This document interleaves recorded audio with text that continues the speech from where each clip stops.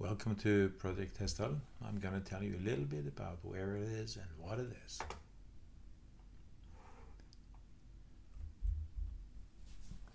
Well, it's a small valley in Norway. It's a UFO hotspot, and it became famous in the 80s when there were seen so many strange lights.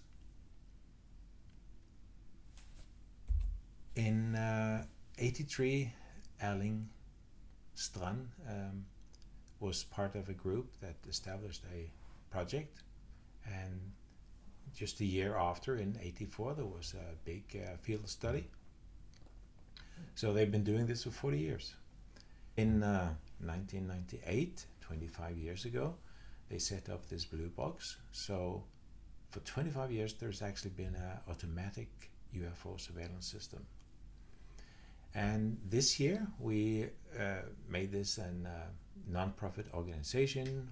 I'm the VP, and we actually have a team of more than 25 people working on this. So this is a new international research initiative, so please help us.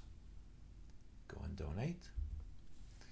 We're also part of the Scientific Coalition for UAP Studies. And just to give you a feeling of what this is all about, let's run this little video where some students record, and the light that you see on the sky here is no humans involved. It's just the automatic surveillance that took this.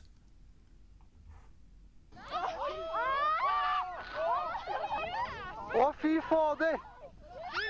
Jeg filmer det! Jeg har det på tape! Jeg har det her! Å, dæven! Pretty exciting when you see it. This is a good example. This is maybe the most famous picture because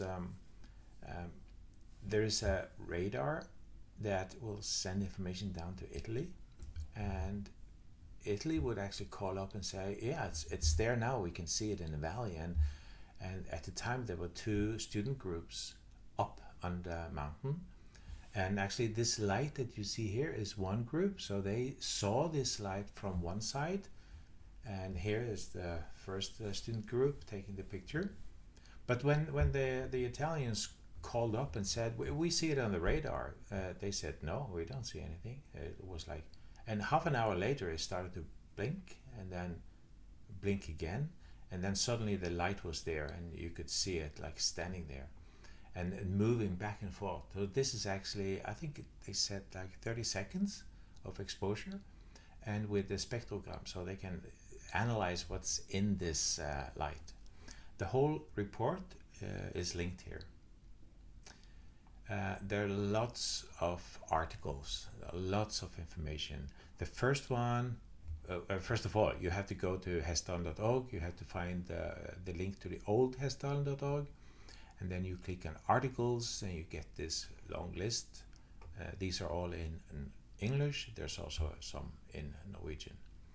But this is the first one in 84, and then you see that Massimo has been here many times, Embla projects, and the last one is kind of interesting too, so definitely go and look at this. Maybe some of the links are broken because this site is getting old. Massimo is our research director, and he has given me a long list of all his research documents and other papers of interest. We put it onto the member area, but this is actually public, available to you all. Just go to ResearchGate, but we will put information on the member area for your convenience. If you want to find more information, there's no problem. Just type in Hessdalen. It's a double S. There are lots of results. There's about the phenomena in itself.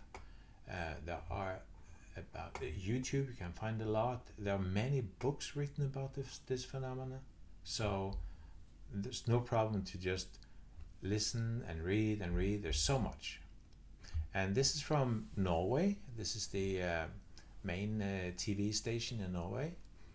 And they have had about this phenomena many times. And the radio has, if you search for it on the radio, you'll find 41, lots of interesting stuff. This is a list of research papers and books, but I mentioned that already. So we made a new site. Hessdalen.org is now hopefully a little bit better for mobile and tablet and whatever. So go and read. It doesn't look exactly like this anymore because it's always changing, but I still have these YouTubes linked. One is from History Channel.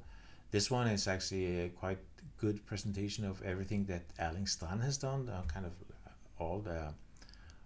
all his projects over the years. And then Chris Leto has actually 4 different videos about Hessdalen. Even the ghost rockets is kind of part of Hessdalen, and I will comment on that a little bit later on.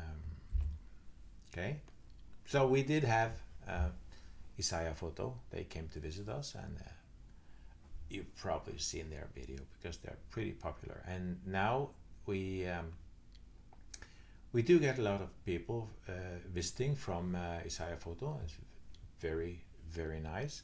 And we do try to get out on YouTube. I'll put this on YouTube. And we try to use social media. So on the site, you will have these descriptions of the different phenomena. Type 1, strong white, blue flashes, just like little flash like that, a few seconds. Type 2 is kind of interesting because there are these yellow or white balls, orbs that are moving around in the valley, and they can be there for minutes, even up to like an hour. So what is that? And this is actually captured from this automatic surveillance system, the blue box. You see when it has a timestamp like that. Type 3 is when there are lights connected. If it's dark, you can probably only see that when they move, they all move together, and you kind of suspect that there is something holding it together. The guy that took this picture, and Erling, showed me exactly where this was taken. It kind of went up the side of the valley and came down again and around and back again. So this was going on for like 10 minutes. And the guy that took it was pretty close to it. He was right under it. His cabin was up there. So this is his picture. But when he's drawing it, he said, I saw a craft. It was a machine. But it's during the night, and if you see it from a distance, it just looks like lights connected. The last one is daylight objects. There are some that we have some pictures in the daylight. This is just a drawing, but there are some pictures even in the daylight, and there are many sightings.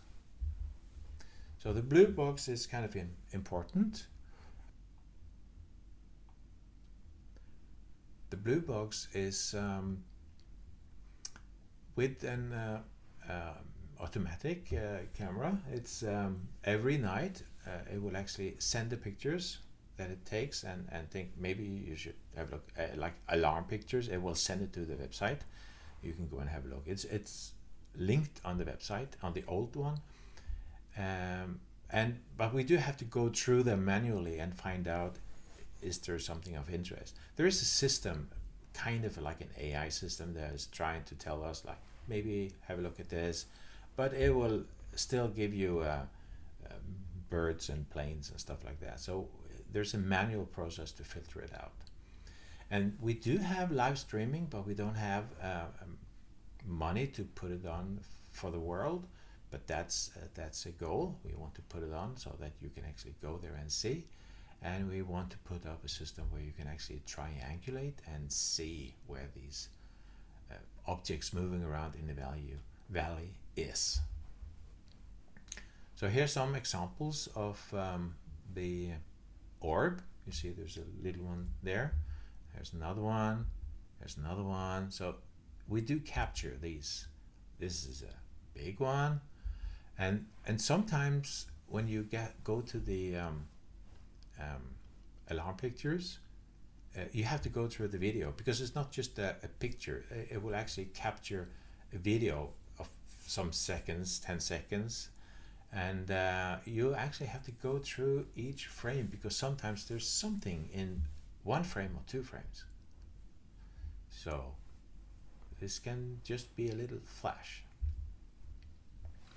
Here you see the problem in a way, because every night we have a lot of pictures and videos, and we have to go through it. And there's a lot of work. You have to go through, what is this? How is it behaving? Was there an airplane at the time? So this is what we want. This is what we want to get money for. So please help us, donate a little bit. It's not that expensive after all, but we don't have the money now. We do know where we want to put out the equipment, the cameras. Now this is the blue box. It has a good view, but we would like to have more stations. And there are two systems of interest. There's the Sky 360, and there's the UFO DAP that has a tracking software. So if you have one camera, then it will actually find, track, and follow that object. And if you have two cameras, you can set up a so-called mission control software that will triangulate, and it will tell you how far out in the valley it is. And of course we have some dreams about that. Like, what if we could have a drone that shows up and it just follows it? But this is expensive and it has to be automated, but it's a good dream. The white box is actually a project of a colleague of Erling, and that's been used for students. So over the years, and you can actually look up Science Camp. Over the years, more than 1,000 students have been up in the valley. This box, you can actually go up there. There's a place to sleep in it, but it doesn't have more than solar panels. So whatever is in this one, you can't run it all the time. There's not enough electricity. Every year we intend to have like a field trip, because this was popular, and even the parents of the students would ask, like, can't we come too? We'd like to be there and do some science and look out for lights. So now we actually plan to have a field trip weekend every September. This is the first time, and there's only 24 available seats or places.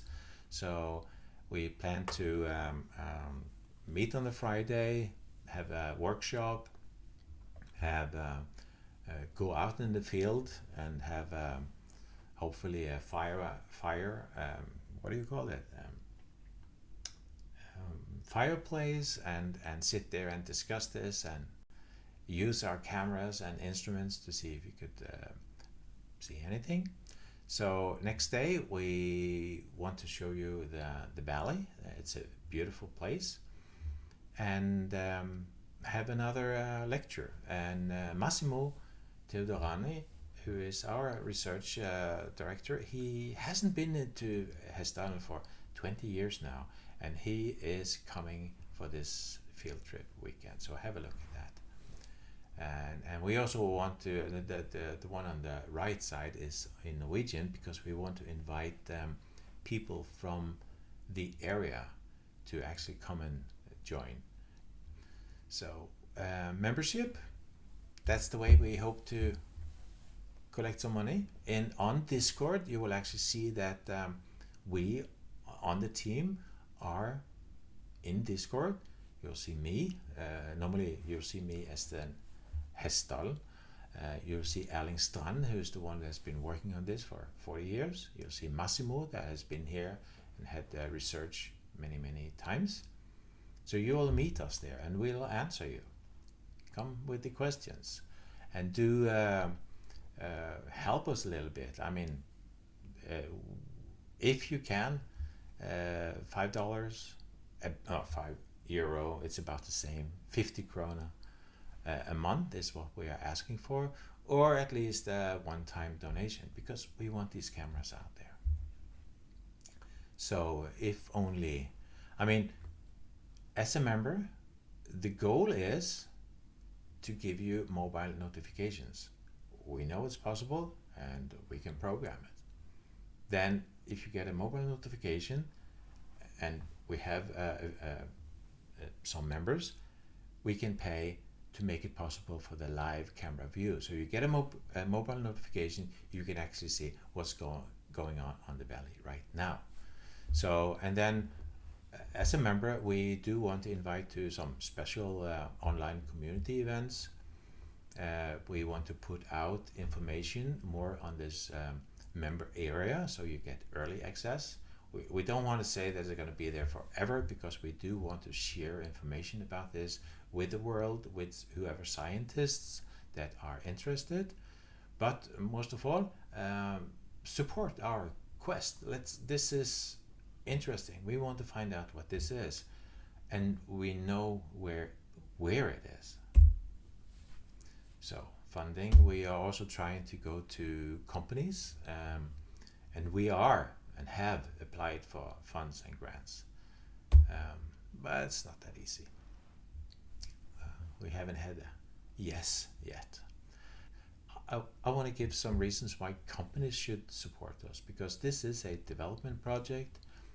On the software team, we are using the latest and greatest of web technology, Vercel, HighGraph, React, Node, GraphQL. And if you want to learn that, join.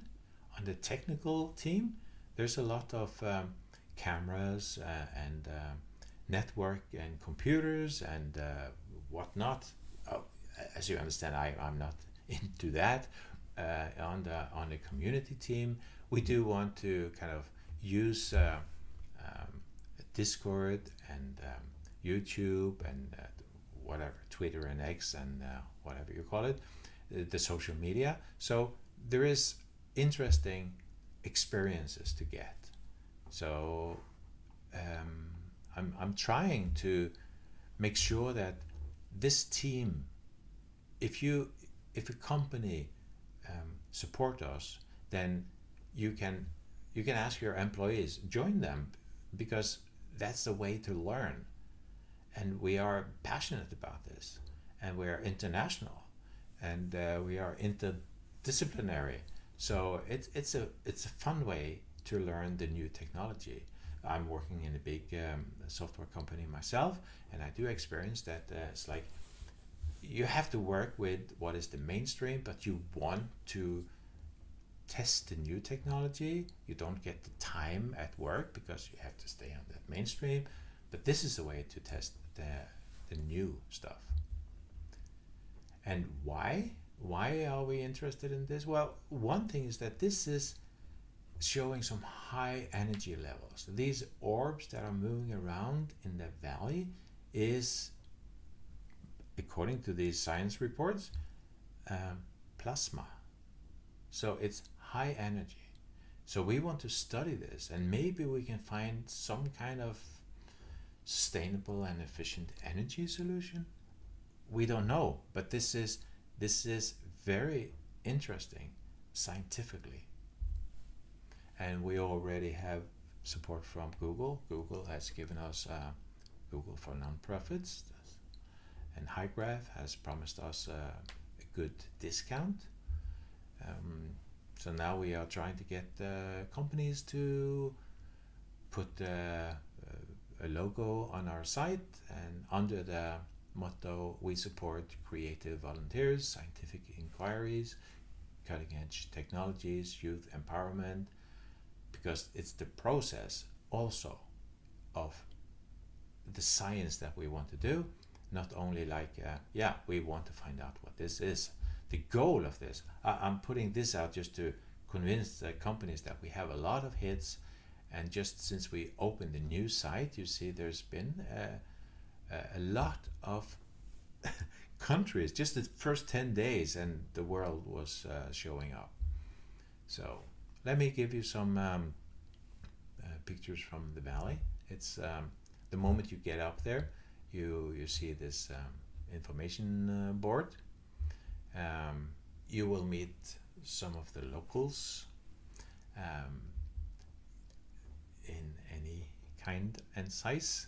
This is a moose, and they even managed to get this UFO house. This was an office building, and now they want to put it up in this valley. So this is hopefully going to be like an information center. So okay, that's quick about Hessdalen. So much more I could say, but just to give you a little bit why we want to do this now. Because we need more members. We need the money to get the cameras. We we know that we're going to get 2 high quality camera from the University of Würzburg in Germany. So maybe when you see this is already put up in the valley. But we need more places as well, because the phenomena is all over the valley, not only up where this blue box is. So okay, just follow for more. I'm gonna give you another presentation about like the witness, some witness reports that we have. I'm gonna give a short presentation about like what is happening in the world and how does that affect us in Hessdalen, because what happens in the US means that it's more possible to discuss this phenomena. And but we see visitors to the site from all over the world and keep coming back and make other people aware of this phenomena, because it's a big question. We want to know what it is. Okay, thank you.